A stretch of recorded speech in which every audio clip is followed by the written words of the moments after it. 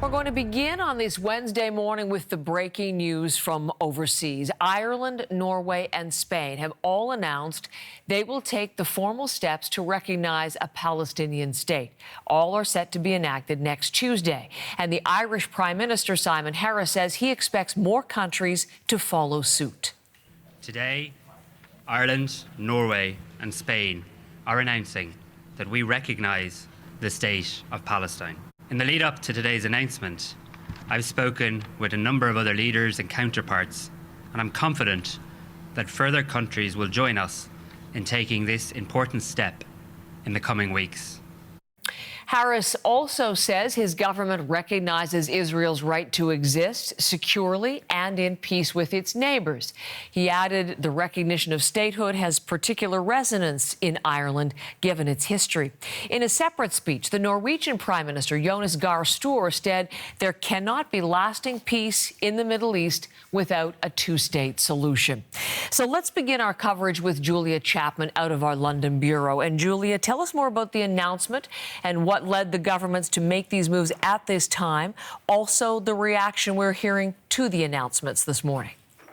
A coordinated step from these three European countries, all of whose leaders stress the importance of a two-state solution, which has been sidelined over the course of the latest war in Gaza. And they said it was that conflict that has prompted this move. The Norwegian Prime Minister, in his statement, said that the conflict underlined the need to resolve the Palestinian question in order to secure peace in the region. The Spanish Prime Minister said that the world can't allow the two-state solution to be destroyed by force.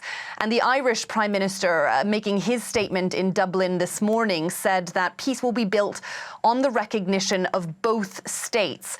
So we have seen that this is a largely symbolic measure, but it does have some practical implications, for example, at UN bodies. And it has been met with a very strong response from Israel, condemning this outright, recalling its ambassadors from these three countries and summoning those from those countries to come for a reprimanding meeting, as it's being described, where they are expected to be made to watch videos of female Israeli soldiers being kidnapped on October 7th. And in a statement from the Israeli Foreign Minister, Israel Katz, he said that this is a distorted step which questions Israel's right to self-defense and undermines a chance for lasting peace. I'm wondering, too, Julia, about what is happening in Gaza today. The United Nations says it suspended distribution of food aid in Rafah. The border with Egypt remains closed. So what is the latest there and the impact on the civilians who continue to shelter in the region? A stark assessment of the humanitarian situation in Gaza, particularly in Rafah, where two United Nations agencies say they have had to suspend food distribution.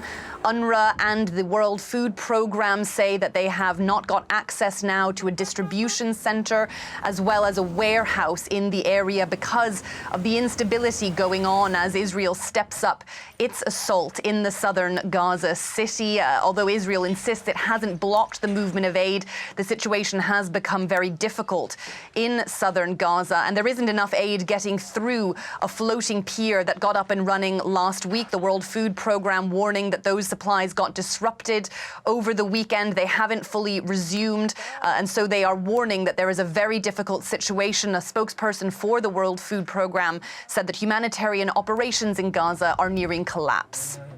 Julia Chapman, thank you very much.